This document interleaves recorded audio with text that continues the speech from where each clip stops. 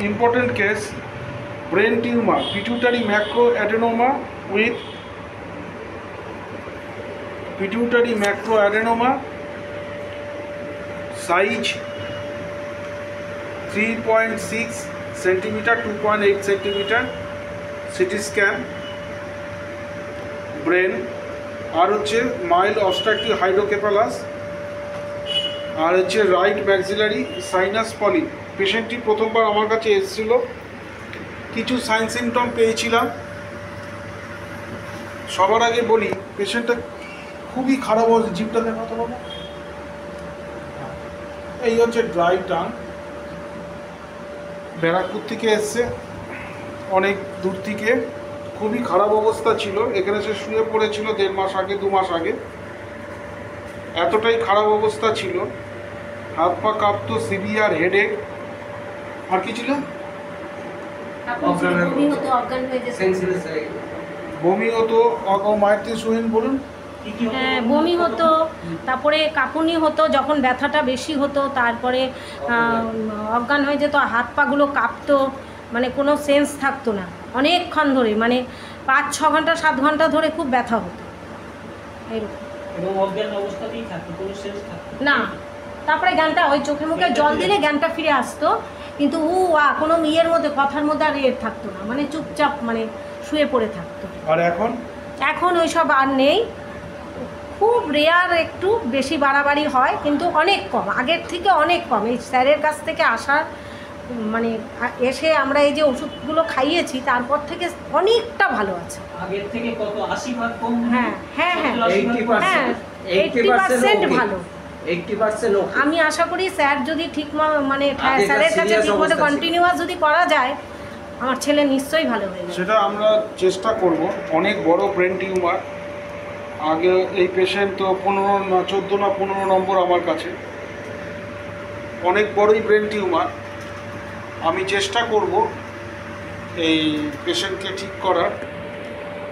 Operation করার কথা বলেছিল, করেনি, অপারেশনে সাকসেস হবে বলে কোনো রকম করেনি, বলেছে হয় অপারেশন করলে। পিজি থেকে বলেছে গীতাঞ্জলি বিশ্বাস, গীতাঞ্জলি দত্ত নাম বলবেন, উনি বলেছেন যে অপারেশন করতে হবে, আর অপারেশন করলে হয় চোখ চলে যেতে পারে, না সেক্সুয়াল পার্ট নষ্ট হয়ে যেতে পারে, না হয় শ্বাসকষ্ট হতে পারে। তাই এমত অবস্থায় আমি কি করে একজন মা হয়ে আমি তাকে অপারেশন করাই? না না, সেটা অপারেশনে তো কিছু ডিমেরিট থাকে, আবার অনেকের ওটা কেটে বাদ দেয়।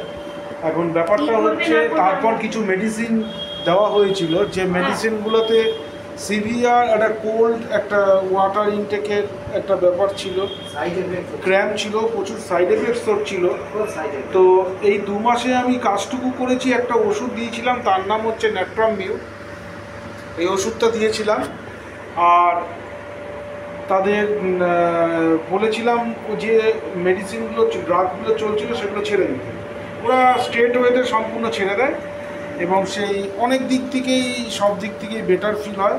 তারপর আবার একবার পেন ওঠে, তখন ফোনে আমি ন্যাট্রামসাল 1M আমি নিতে বলেছিলাম। তারা দোকান থেকে গিয়ে ন্যাট্রামসাল 1M একটা ডোজ কিনে খাওয়ায়।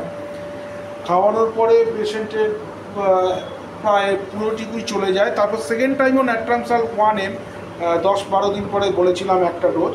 এর মধ্যে যে ন্যাট্রামিউটা দিয়েছিলাম, সেই ন্যাট্রামিউটা আমি আর চার্জ করতে বলিনি, সে মানে কন্টিনিউ করতে বলিনি। তার বদলে ন্যাট্রামসাল 1M 2টো ডোজ, একটা 12 দিন, একটা 15 দিন।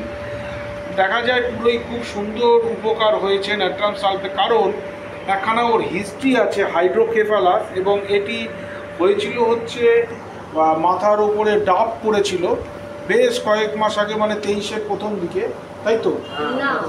29শে মে 2024, 29শে মে মাথার উপরে একটা গাছ থেকে ডাব পড়ে।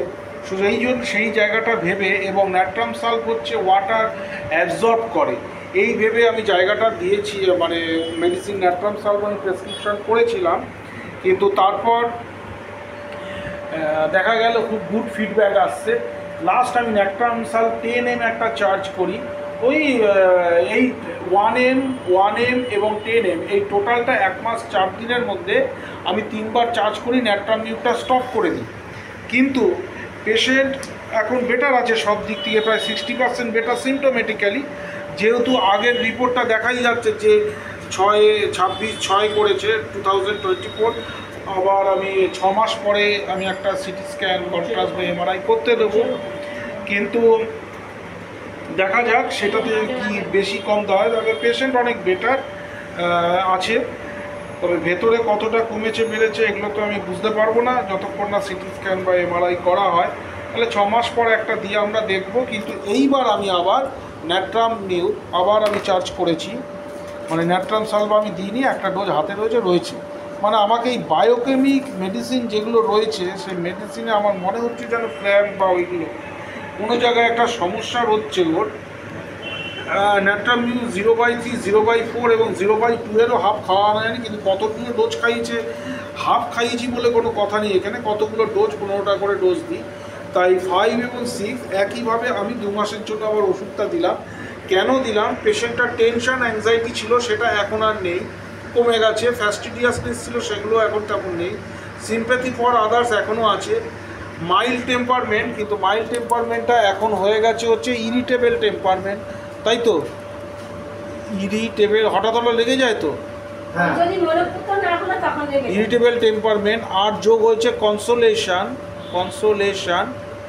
অ্যাগ্রাভেটস। আর রয়েছে একটু হাতের মধ্যে নিউরোফাইব্রোমা আছে, এটা জানা ভালো। এইখানে এই যে ছোট্ট মতো একটা টিউমার যেটা মুভ করে, এটা জেনারেলি নার্ভের ওপর হয়, নিউরোফাইব্রোমা বা নিউরোমা যাই বলা হোক না কেন।